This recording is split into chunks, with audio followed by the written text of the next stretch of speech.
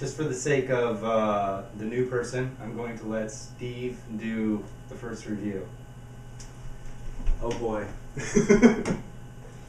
Well, I thought this was a really good movie to have a discussion like this about. There's so much to cover. This is a movie, I feel that because it's essentially kind of an offshoot of this cinema that analyzes homosexuality, we could consider this even part of the queer cinema movement.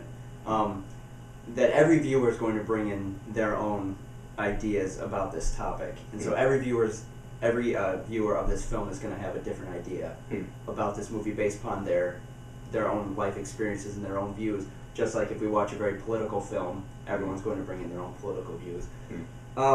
So, of course, I went in not expecting to care very much. I think what Cholodenko does a great job of is she does make us care. Whether or not we agree with some of her views, which she tends to express in a pretty subtle way, we do end up caring about the characters by the end of the film. I give them a lot of credit for that. But it wasn't an easy film to watch. There's a lot of self-centered characters, a lot of hurtful actions. No, I thought you were going to say sex. There was definitely a lot of sex. There was a lot of sex.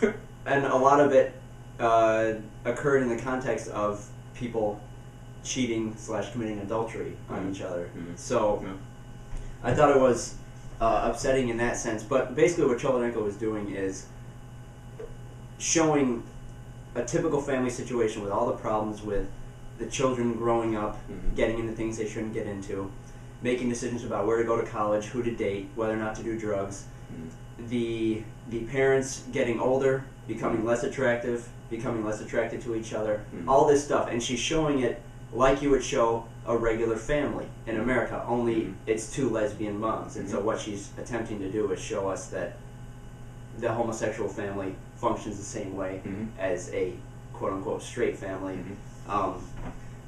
And she presented it pretty well. I mean, yeah, this is a very accessible film. Yeah. For the non-homosexual community. Which I really like what you're saying. It comes off as this is just your average family, except that there are two moms instead of mom and dad. And I kind of like that. I mean, obviously homosexuality is a big factor, a big theme, but it's not like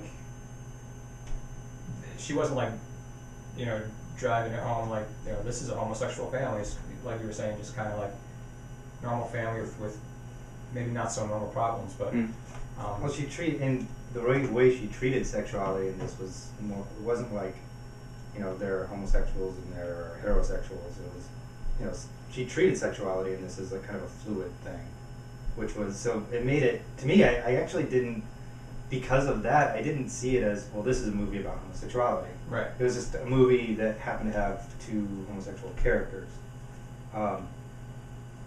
In part, that's probably why I found it so boring. Because it was just a regular family with regular problems, and they happen to be, the mothers happen to be homosexual. I was bored. I mean, it was just kind of like, okay. I can see that. And partly was that I couldn't connect with any of the characters. All the characters were despicable. Horrible. Okay. People. Wow.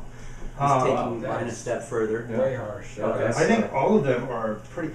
Annette Bening was just irritating. Really irritating. More than irritating. Not her, but her character. Actually, when I walked out of I saw this in the theater months ago, and when I walked out, the main thing that I noticed is how throughout the film, for each of these characters, I was like appalled, but also sympathetic, like in turn. Like each character seemed to have that moment where I was like, man, that's despicable. But then I was like, yeah, but it's a very human character. They're not like malicious, It's like they're all going through problems, and like, I mean, it's a reflection of myself, because I can do despicable things. Doesn't make me a despicable person. You know what I mean? Yeah. I didn't see any of these characters really Wow. So we got The Kids Are Alright versus Erin Brockovich. Steve, you're not a fan of Erin I'm not a fan. These are actually similar problems. I just find the characters unlikable in both of these movies, and so I don't. I would actually say that The Kids Are Alright has more going for it than Erin Brockovich. Yeah, I'm using both. Except I have higher praise for The Kids Are Alright, so yeah, I'm definitely going The Kids Are Alright for this one. I have not seen Erin Brockovich. Okay. Alright. Yeah, I'm definitely gonna vote Kids Are Alright. So we'll just move forward. Would you guys recommend Erin Brockovich No. even as a worthwhile I would. 2 hours? Yeah, You I would? would. Okay. I think Nate would too. Nate likes it, yeah. Okay. He enjoys Yeah. it. Yeah. It's probably my favorite Julia Roberts movie. Okay. Yeah. I don't know if that says much, but Well, nonetheless. I'm not a huge Julia Roberts fan. That's but- what I'm saying. but I really enjoy her. Yeah. Kids What about Roberts, Runaway Finding Bride? Neverland again. I hate when it does that. Yeah. Yeah, well, you know. So. That's Rainbow. Let's that. go with Kids Are Alright.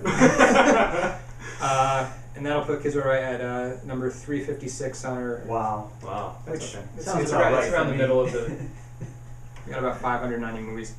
Let's just do 1 or 2 random matchups. Go ahead and do. Let's. Do that.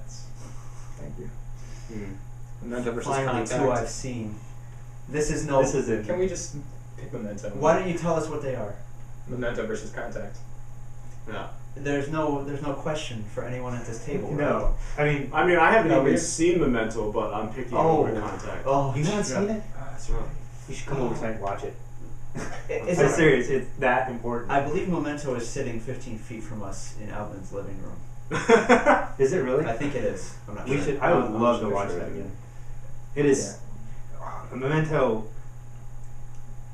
That was one of those movies where you watch it and then you immediately go online and start researching it and finding everything you can about this movie. And I read all like the short story that inspired it. And, Wow.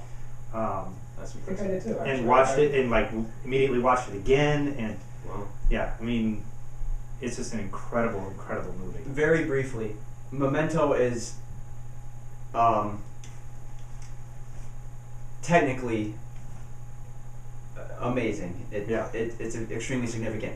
My only issue with Memento, why I don't want to watch it very often, is but most of the characters are despicable, except for the main character. Yeah. So, as with many Christopher Nolan films, he is absolutely amazing craftsman, and yet I don't want to revisit his films very often because the main characters are despicable people. Huh. I would actually disagree with you on that, with Memento, that all of the characters are despicable. But, yeah. It's gonna explode. But then there's Contact, which is a joke of a movie. So, it is a joke. It's like a joke. what is it, like 2.5 hours? Yeah, Oh, and at the end it's it's like like torturous. Yeah, It's like 2.5 hours, and then haha, this is all that's at the end. yeah, You know? it's and it's 2.5 hours of Jodie Foster. Will you stop it with Jodie Foster? She's a very nice lady. No, she's not. Who is Well, Sandy she's a Lee? very nice looking She lady. likes to kill kittens.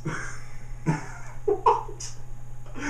Okay. Can we just Tom doesn't even like having this discussion. Yeah. we talked about it.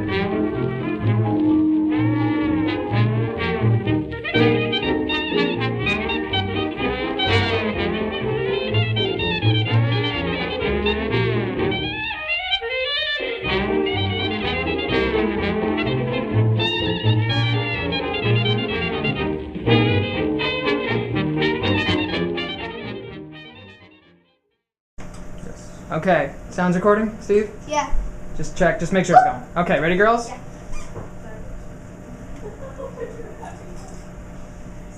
Hi, I'm Nate. Welcome to Bird Cinema. Hi, I'm Tom. Hi, I'm Steve.